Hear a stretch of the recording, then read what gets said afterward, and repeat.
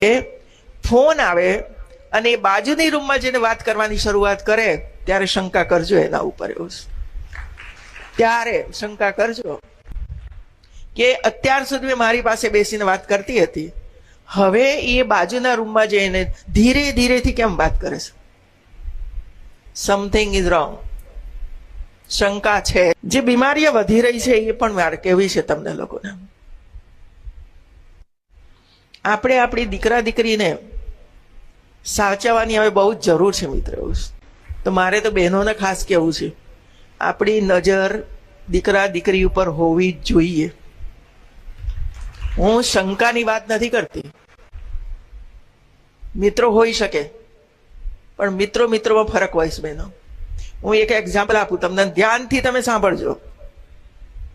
તમારી દીકરી 8-10 વર્ષની છે અને મામાનો ફોન આવ્યો, કાકાનો ફોન આવ્યો, ભાઈનો ફોન આવ્યો, મિત્રનો ફોન આવ્યો, તો તમારી બાજુમાં બેસીને વાતચીત કરે છે કે મારું હોમવર્ક પૂરું થઈ ગયું છે, મારું વાંચવાનું આમ છે, તું આવી જાના.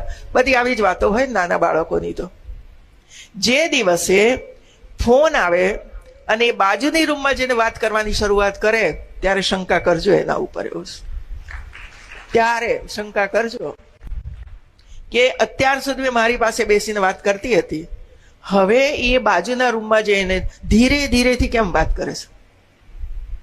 Something is wrong. શંકા છે જ. અને એટલા માટે ધ્યાન રાખજો કે ઘરમાંથી ભાગી ના જાય, સ્કૂલોમાંથી ભાગી ના જાય.